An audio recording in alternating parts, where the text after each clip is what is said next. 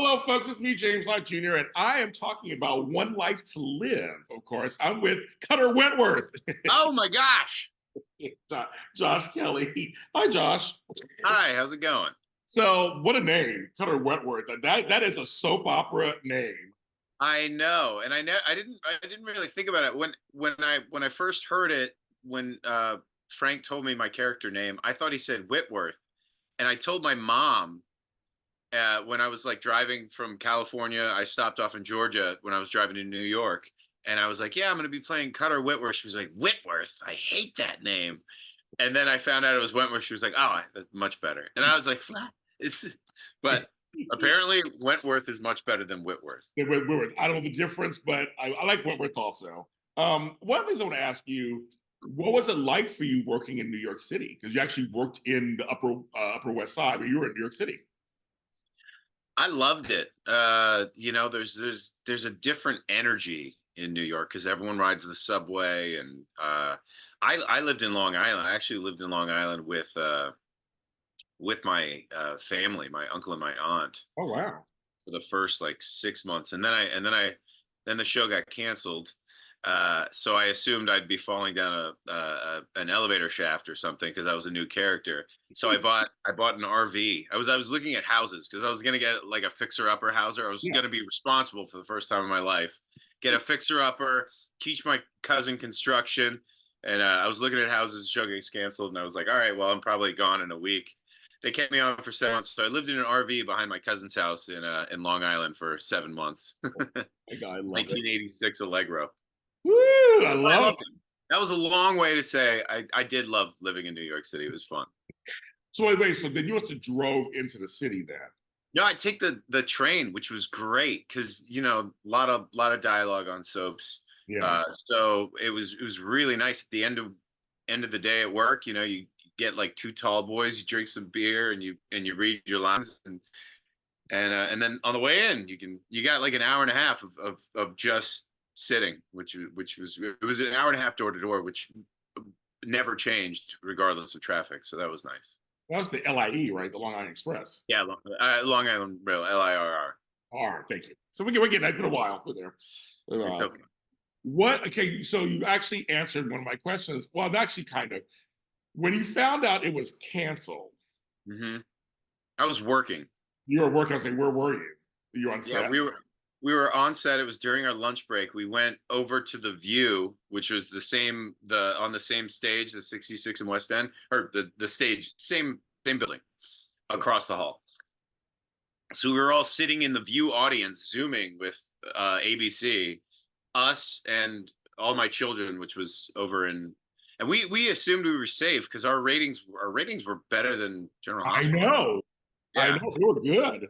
yeah, we were, and so we thought that all my children would go first, and then we'd have, like time. But they told us we were both, and they had 3 months and we had 6 months because we had better ratings, and it was nuts because I had only been on the show for 6 months, which was my longest like acting gig ever. Because I'm a journeyman actor. I'll show up and work for you do a movie. It's a month at most. Yes. Normally sometimes 3 months if it's a studio picture. Studio picture, um, and but it was some of these people had grown up on that show and they had been on for 15, 30 years. Some of them, and it was pretty. And we had to go back to work 20 minutes later. Oh my God, that's crazy. Yeah, no, I'm glad you said it. So, folks at home, you know, Wanted to Live actually was doing really well in the ratings compared to All My Children, some of the other stuff on the networks. It was actually that's what people were kind of like, that one got let go. It Uh, was a weird. It was weird. It was yeah, a good show. It was. I really loved doing it. It was fun. My character was so fun. we're gonna get to that in a second. But I want to find, but then you found out though you're canceled. You're living in an RV. You're like, I guess I'll go back to LA, whatever. But you're going to be on the reboots. You, Yeah, oh, you got what yeah. is that announcement? That was a while later. Well, they were planning. They were trying to do an online version. House of Cards. Netflix hadn't done like streaming, so no one really understood streaming, and no one got it yet. Um, and so they were trying to do an online version, and I agreed to do it because timing wise, it just worked. It was so. Uh, It was so great because I booked a pilot for MTV, and then they came to me, and I was like, I'm not going to do it unless you buy my movie, and they were like, well, that's not how it works. I was like, well, you know, sure. But they bought my movie, and we were like, they were trying to sell my movie. They sold the movie, but then the director died. That was Oh, sad, wow. obviously. It's a good friend of mine, Scalethan Essex. But it was anyways, that was an exciting time. You're The busy. and the internet version was interesting too, because technically there weren't like censorship rules. So I talked with all the writers, and I sent all the writers an old his name escapes me right now, Rod Serling interview, where he talks about why he chose television over doing movie screenplays, because he thought it was more exciting. He'd be able to tell more stories, and that's how the Twilight. He was like, "I'm working on this new show that should be pretty interesting and pushing." That was Twilight Zone. Um, Okay. anyways, I think But I'm so, rambling. so actually, you got picked up. Prospect Park came later. You picked it up. They did it for what, less than a year, I guess, and then that was. Yeah, we did 40 episodes, I think, but it was exciting. It was fun.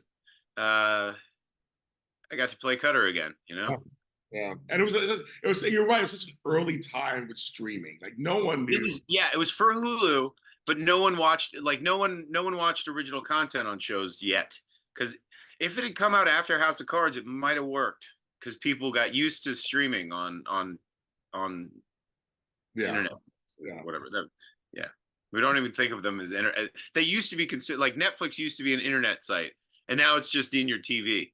We don't even think of it as a website anymore. Gosh, I used to get DVDs sent to my house. That's how I remember Netflix. I'm Oh going. yeah, I mean, you yeah. don't do that anymore. I mean, you don't do that. You don't have to do that anymore. It's like yeah, you send them back to them, and they send Redbox died. Oh crap! I hope Redbox died. I have two Red boxes that might. it just did. I think it just did. I think it just did. Yeah, we tried to return these two. We're feeling vintage. They're yours forever. Um, okay, so one of the last questions I want to ask is, what was one of your fun? Well, I have two questions actually. One's really funny, but this one is, what was one of your favorite storylines with Cutter? Because you had Aubrey, Um, so you all these different things, and Kelly, all these things going on. But what's one of your favorite storylines? well, I mean, I loved working with Tom Degnan because we were dressing roommates, and we decked out our dressing room. We turned it into like a frat house, not a frat house, but like a dorm room. We had Oh, posters all over the wall. My room at GH is a lot like this, but our room, we had bunk beds. So it was like a bunk bed with a couch on the bottom, and then a bunk bed with a desk. We had a flat screen TV. So many people came to our room and were like, "Why haven't I thought of this?" And we're like, "You've been on the show for 15 years. You could have." It was awesome. And Tom and I just had a great time. We played enemies, but we were best friends. Still are great friends. Um, but I think it was really fun working with Bree Williams uh, when she was Bess and Tess, yes, yeah. and that was really fun. Kind of conspiring with her and having her be all kinds of different people. She's a Very great actor. talented. Very talented. Ooh, Yeah. yeah, very talented. And lastly, would Cutter and Cody trust each other? Would they be friends or no? Cutter would think that Cody's a good looking dude, and he just I don't know. I don't think Cutter really trusted anyone. Cody would probably give him a shot. Okay. That's a good thing. As folks, I'm mentioning Cody from GH, the character he plays there too. I was just when I thought about that, go, Cody did really come on as a con man. Or did Yeah, I think they were trying to kind of have him be like Cutter, and it didn't take. no. The situation didn't work out because he was supposed to be like me and Kelly Tebow. Tebow left the show, uh, and then I mean, there've been a lot of real life scenarios that have kind of hindered Yeah. Cody's story progress. I was just wondering, like the Cutter. I was like, yeah, like Cutter was a lot more. He was into shenanigans. He was into all the stuff. So I was like, I can see Cody giving him a chance now. Yeah, Cutter would give him a chance, but I think Cutter wouldn't. I think Cutter would be like, No, and why would he? There's no money. I mean, if Cody had the Ice Princess necklace, then Cutter would give him a chance. oh my God, the Ice Princess necklace. I love it. Well, folks, this is Josh Kelly talking about his character on Want to Live. Now we're going to talk about his character on GH on the next show. Talk to you next time.